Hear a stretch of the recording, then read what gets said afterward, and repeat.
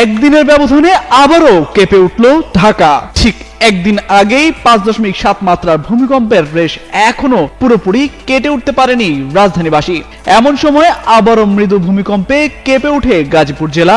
এতে ভূমিকম্প নিয়ে ছড়িয়ে পড়ে আতঙ্ক। প্রশ্ন ওঠে, পরপর এই ভূমিকম্প কিসের আলামত? শুক্রবার সকাল 10:38 রাজধানী ঢাকা সহ দেশের বিভিন্ন স্থানে ভূমিকম্প অনুভূত হয়। ভয়াবহ 5.7 মাত্রার এই ভূমিকম্পের আঘাতে দেশের বিভিন্ন এলাকায় মৃতের সংখ্যা বেড়ে দাঁড়িয়েছে 10 জনে।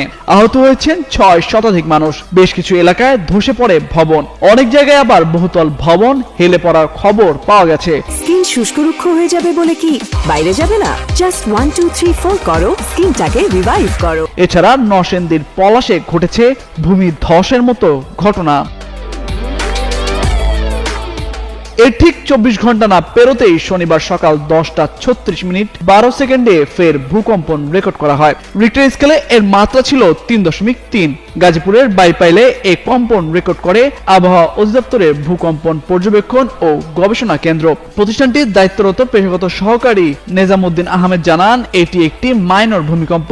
এর উৎপত্তিস্থল বাইপাইল। ঢাকা বিশ্ববিদ্যালয়ের ভূতত্ত্ব বিভাগের সাবেক অধ্যাপক ডক্টর সৈয়দ হুমায়ুন আক্তার কলম্বো বিশ্ববিদ্যালয়ের এক গবেষণার বিষয়বস্তু তুলে ধরে বলেন, ওই গবেষণায় দেখা যায় এই অঞ্চলে ভূগর্ভে দুটি প্লেট ধাবিত হচ্ছে। ইন্ডিয়া প্লেট পূর্ব দিকে যাচ্ছে, বার্মা প্লেট পশ্চিমের দিকে আসছে। বার্মা প্লেটের নিচে ইন্ডিয়া প্লেট তলিয়ে যাচ্ছে। জিপিএসে পরিমাণ করে দেখা গেছে এই জোনে 8.2 থেকে 9 মাত্রার শক্তিশালী ভূমিকম্প হওয়ার শক্তি সঞ্চিত হয়েছে।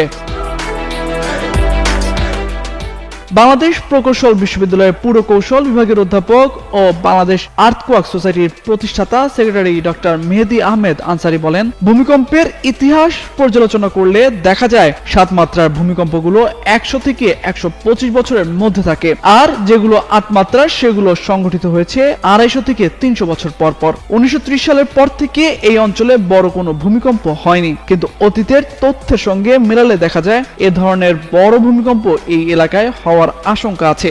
বড় ভূমিকম্পের আগে ছোট ছোট এমন ভূমিকম্প হয়, যা ইতোমধ্যে অনেকগুলো হয়েছে।